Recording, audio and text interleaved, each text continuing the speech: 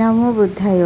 সুধী দর্শক, আজকে আবার এসেছি নন্দনকানন বৌদ্ধবিহারে ভগবান বুদ্ধের মূর্তি আশীর্বাদ নেওয়ার জন্যে।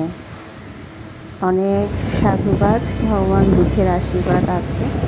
তো আমি টেম্পলে যাচ্ছিলাম সিআরপি রোডটা দিয়ে। রোড অনেক সুন্দর।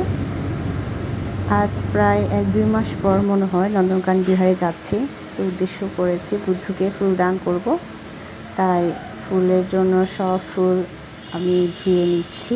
দর্শক, আপনারা দেখছেন পুণ্যকর্ম করার হেতু সৃষ্টি করতে হবে। আমাদের এই জগৎ সংসারে বিভিন্ন ধরনের মার উপদ্রব থাকে, বিভিন্ন মানুষ বিভিন্ন কথা বলবে। আমাদের সেসব কথা তোয়াক্কা না করে আমাদের যে পুণ্য চেতনা আছে সেই চেতনাকে আমাদের দৃঢ় মনোবলের সহিত পুণ্য সম্পাদন করে যেতে হবে। তো বিহারে গিয়ে দেখলাম সেখানে চিত্রাঙ্কন প্রতিযোগিতা হচ্ছে। আমাদের বৌদ্ধ ধর্মাবলম্বী সকল ছাত্রছাত্রীদের অনেকে এত সুন্দর করে বুদ্ধ আঁকছে, আসলে অনেক ভালো লেগেছে।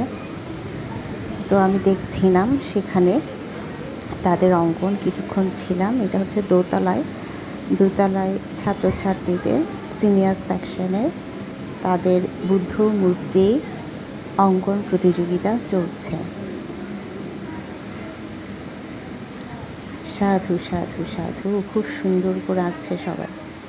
এরপর গেলাম নিচে, গ্রাউন্ড ফ্লোরে নিচের তলায়। সেখানেও আমরা দেখছি বাচ্চাদের চিত্রাঙ্কন প্রতিযোগিতা। তো এখানে লক্ষ্য করলাম বাচ্চারা প্রাকৃতিক দৃশ্য আঁকছে, তাও অনেক সুন্দর করে। এটি জুনিয়র সেকশন।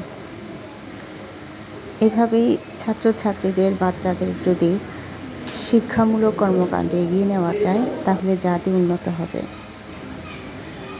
এখন প্রদীপ প্রজ্বলন করছিলাম।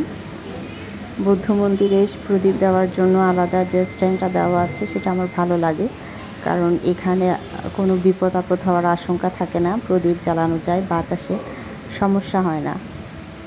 প্রার্থনা করছি তথাগত সমস্যম বুদ্ধকে। এরপর পারিভোগ জাতি পূজায় এসেছি।